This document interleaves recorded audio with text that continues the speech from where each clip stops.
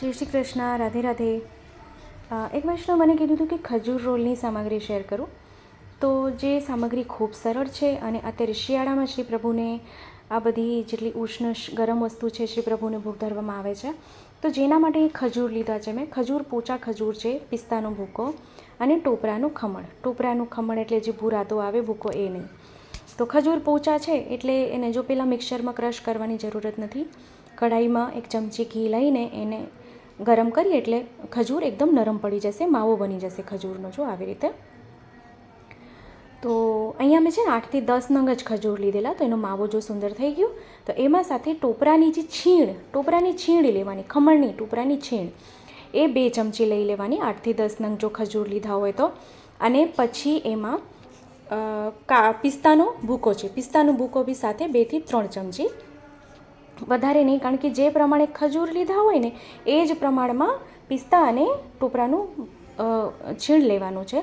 તો એનું સુંદર આવી રીતે મિક્સ કરીને આ માવો તૈયાર કરી લેવાનો છે. ગેસ ધીમું જ રાખવાનું અને એમાં સુંદર આવી રીતે જો માવો તૈયાર થઈ જશે, આમાં વાર નહીં લાગે.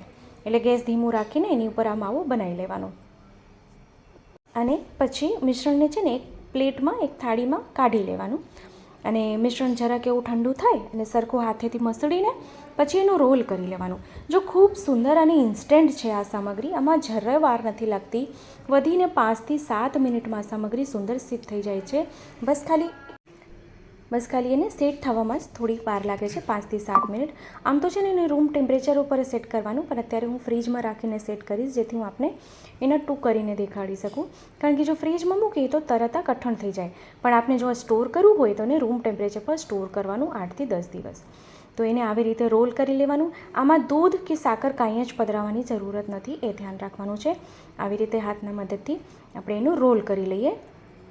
અને પિસ્તાનો ભૂકો અહીંયા છે ને મેં થોડોક રાખેલો, તો પિસ્તાનો ભૂકો અને ટોપરાની જે છીણ હતી એમાં પ્લેટમાં લઈને એની ઉપર આપણે કોટિંગ કરી દઈએ, એટલે રગ દોડી દઈએ તો ખૂબ સુંદર લાગે. તો ખૂબ સરસ અને સુંદર અહીંયા કાજુનો રોલ સિદ્ધ થઈ ગયો છે. હવે એને થોડીક વાર આપણે ઠંડુ કરવા માટે ફ્રીજમાં મૂકી દઈએ, જેથી શું છે એના ટૂંક સુંદર થઈ જાય. આપણે જો તરત આ સામગ્રી સિદ્ધ કરીને પ્રભુને ધરાવી હોય ને તો 15 થી 20 મિનિટ આ ફ્રીજમાં મૂકી દેશો ને તો સુંદર આ થોડુંક કઠણ થઈ જશે. પણ જો આપણે એક દિવસ કરીને બીજા દિવસે પ્રભુને ધરાવી હોય ને તો એમનો રોલ વાળીને ઢાંકીને ડબ્બામાં મૂકી દેવાનું અને બીજા દિવસે રોલ કરવાનું. તો અહીંયા મેં છે ને ફ્રીજમાં મૂકી દીધું હતું. અહીં સુંદર આ મતલબ હાર્ડ થઈ ગયું છે, કઠણ થઈ ગયું છે, જેથી ટૂંક સુંદર પડી શકે એવી રીતે થઈ ગયું છે. તો ખૂબ સરસ અને સુંદર કાજુનો રોલ. તો આપ બી આ સામગ્રી સિદ્ધ કરજો, શ્રી પ્રભુને ધરાવજો અને કમેન્ટ કરવાનું ભૂલશો નહીં. અને હા, આપણા ગ્રુપમાં શેર કરવાનું ભૂલશો નહીં, જેથી વધુથી વધુ લોકો સુધી વિડીયો પહોંચી શકે અને એને પણ વિડીયો ઉપયોગી થઈ શકે. તો આપ જો એનું કેટલું સુંદર અહીંયા રોલ થઈ ગયું છે. તો આવી રીતે બધા રોલ કરી લઈએ અને હવે એક પાત્રમાં સાજી લઈએ. તો ચેનલ પર નવા આવ્યા હોય તો ચેનલને સબસ્ક્રાઈબ કરશો, બેલ આઇકોન હિટ કરશો, કે જેથી જ્યારે બી કોઈ સામગ્રીનો વિડીયો મૂકું તો આપ સુધી નોટિફિકેશન આવી જાય. વિડીયો આપને કેવો લાગ્યો છે કમેન્ટ કરીને ચોક્કસથી જણાવશો. અને વિડીયોને લાઈક કરવાનું ભૂલશો નહીં. આપને કંઈ નહીં સમજાણું હોય તો આપ મને ફરીથી કમેન્ટ કરશો, હું ફરીથી આપને ચોક્કસથી રિપ્લાય કરીશ. તો ખૂબ સરસ અને સુંદર શ્રી પ્રભુને ભોગ ધરવા માટે એક નૂતન સામગ્રી ખજૂર રોલ અહીંયા સિદ્ધ થઈ ગયું છે. તો અહીંયા હું આપને એક ટૂંક કરીને દેખાડી દઉં કે કેટલા સોફ્ટ, કેટલા સુંદર બન્યા છે. ફરીથી મળશું નવા વિડીયો સાથે.